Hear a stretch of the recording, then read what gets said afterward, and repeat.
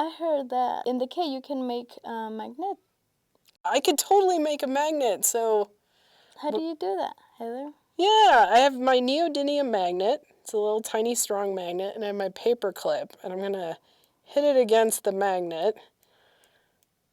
And the reason why I'm doing this is the little atoms inside there jiggle, and they kind of are all jiggly, but now that they're in the strong magnetic field, they line up, and they want to be a part of it. And then I can pick up my paper clip. You can actually pick it up. What else can you do with it? Let's see. Oh! Can you do it with the both sides? Oh, great question. I haven't tried. Let me try this side.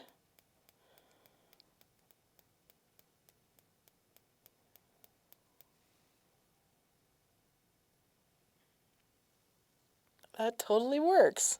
Thank you. Thank you, Heather.